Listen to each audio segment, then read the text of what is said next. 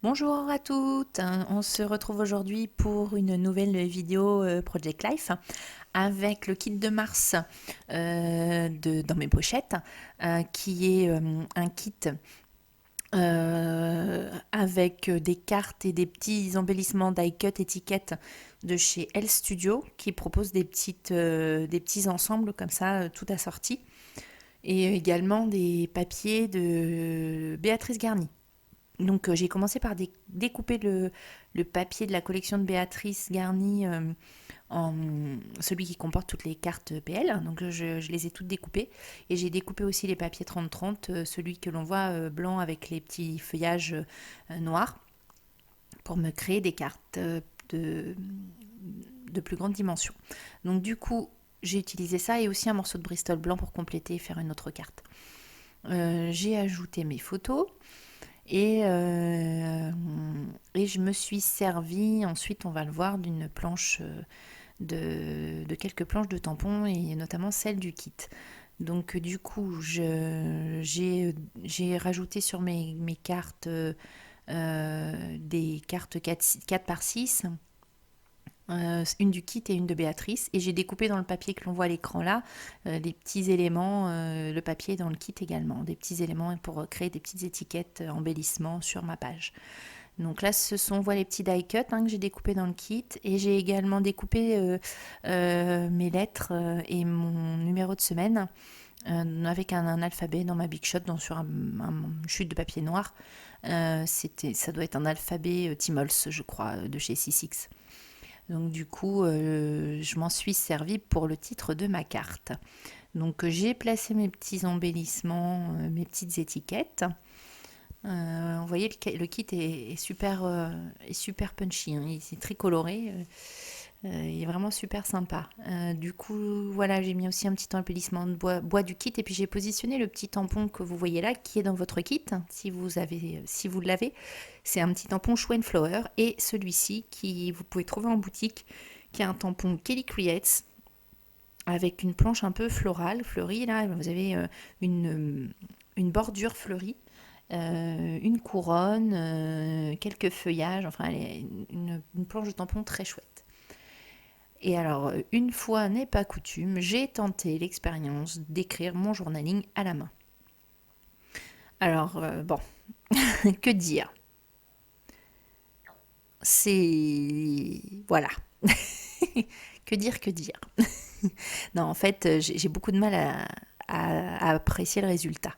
J'ai commencé par tirer des lignes avec un crayon pour écrire à peu près droit. Et en fait, vous allez le voir, je suis passée par plusieurs étapes pour le faire. Mais en fait, je suis à chaque fois tentée d'essayer parce que quand je le vois fait, quand je vois le résultat fait chez notamment les scrapeuses américaines qui font du Project Life, je trouve ça super sympa. Mais moi, j'aime pas du tout le rendu de mon écriture. Donc là, pour essayer de limiter les dégâts, j'ai écrit avec un stylo pilote que j'ai piqué à mon fils. Des stylos qui s'effacent, qui ont l'encre effaçable.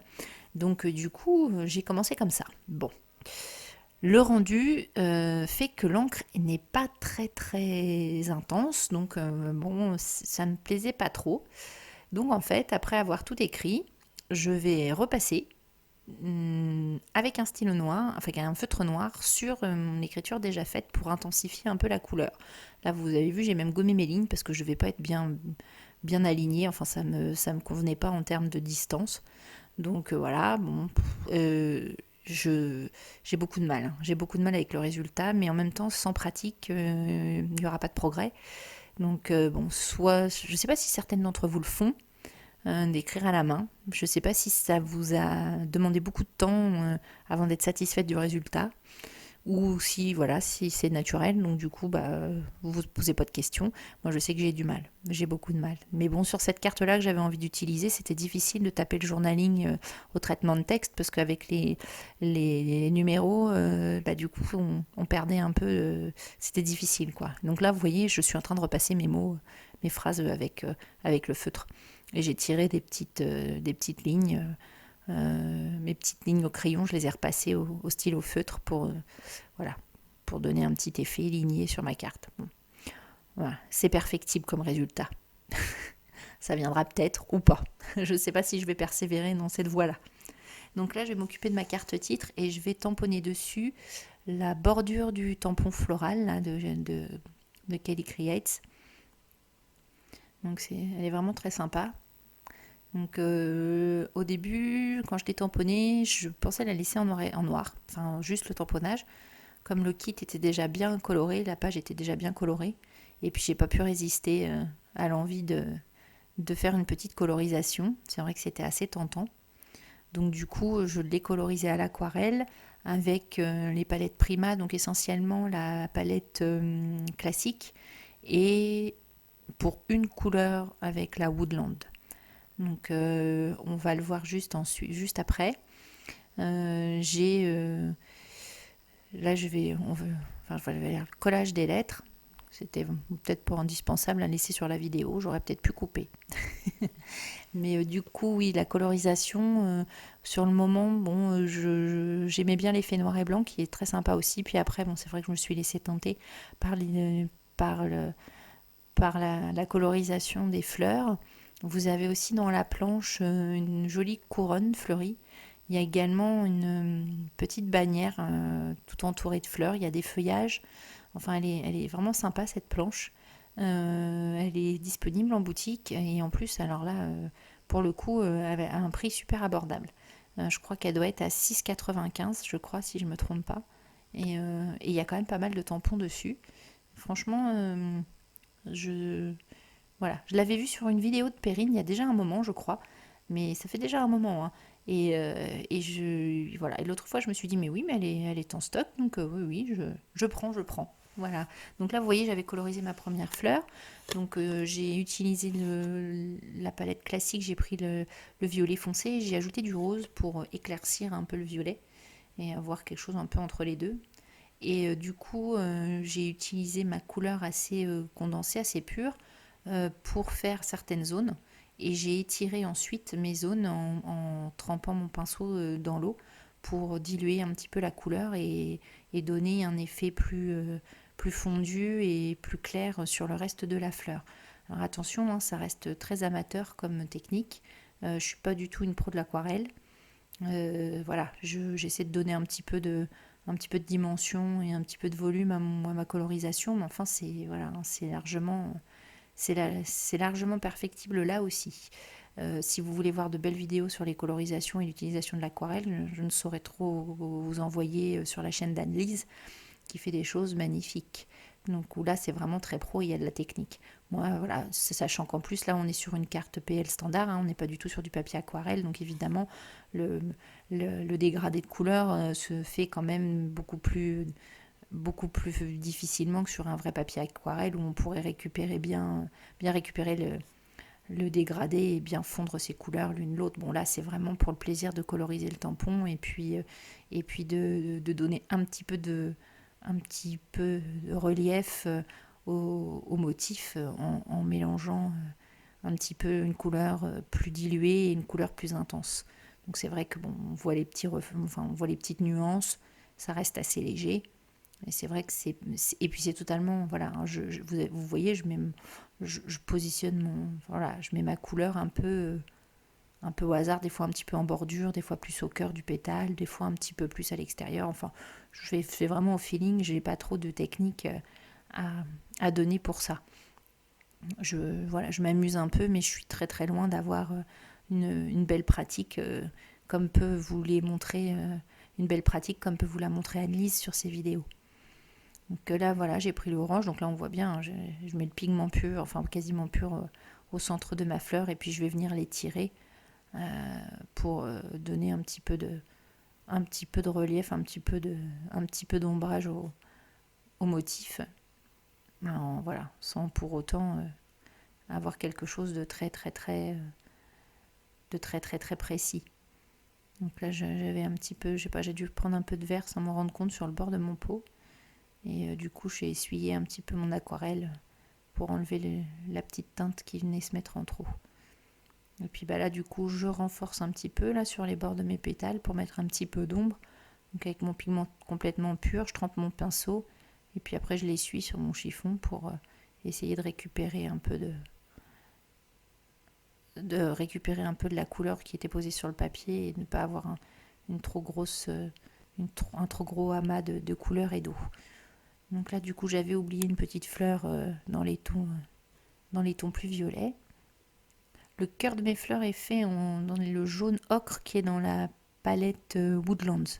On la voit sur la droite de l'écran. J'ai pris ce jaune dans cette palette-là et pas dans la classique. Donc du coup, voilà, j'ai de la même façon, je suis venue mettre un peu plus de pigment à certains endroits et puis j'ai étiré un petit peu ma couleur. Donc voilà le résultat colorisé. C'est vrai que le tampon mérite d'être colorisé, il est quand même assez chouette comme ça. Même si c'est vrai qu'en noir et blanc sur la page, ça pouvait largement suffire étant donné le côté très coloré et très punchy du kit. C'était pas gênant de le laisser en noir et blanc. Mais bon, voilà, j'ai ma petite envie de colorisation. Il était tentant à coloriser. J'ai cédé à la tentation. Du coup, voilà, on va revoir la petite mise en place. Et puis, je vais reprendre ma petite carte plus bas, sur laquelle je vais venir mettre des tamponnages de feuillage de la planche, toujours Kelly Creates. Et pour en faire un petit fond léger.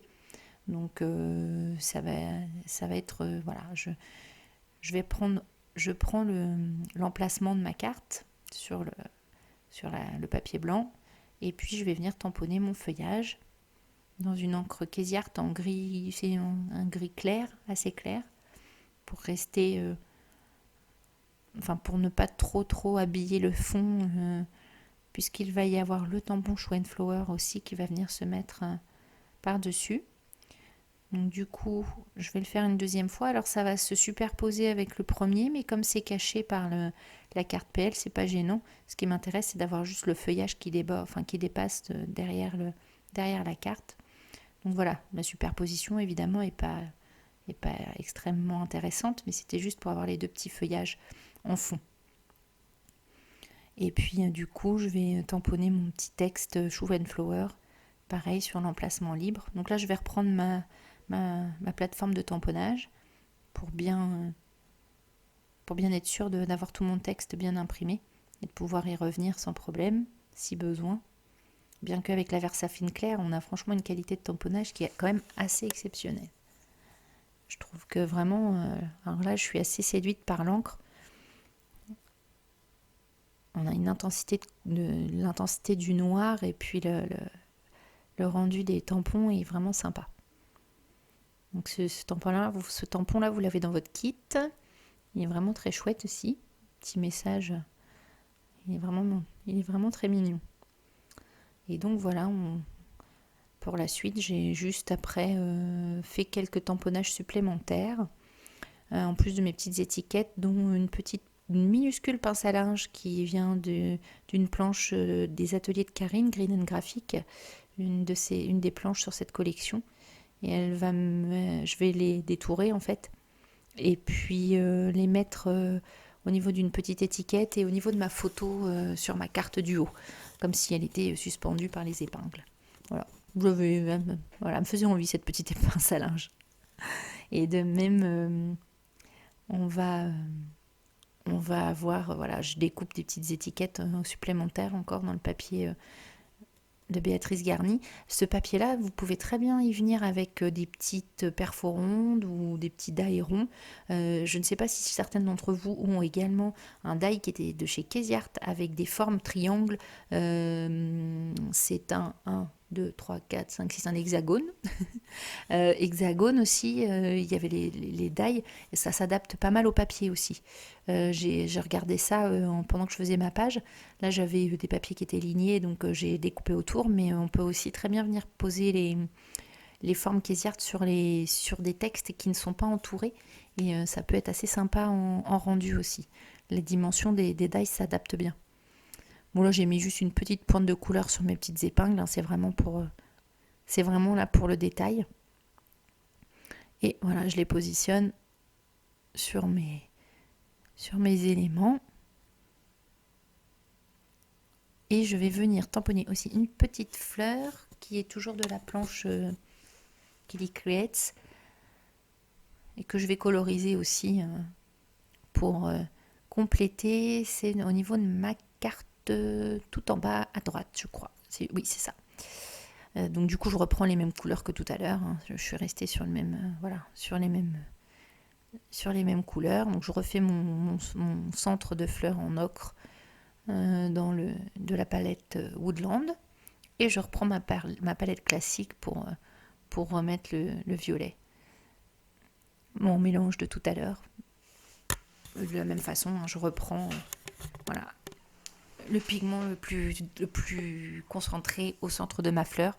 Et puis je vais venir l'étirer un petit peu en le diluant sur les bords. Donc là c'est pareil, bon, c'était pour aussi faire un rappel par rapport à la colorisation d'en haut sur ma carte du bas. Donc ouais, voilà, c'est un peu... c'est pas effectivement, vous voyez, hein, c'est une colorisation assez simple.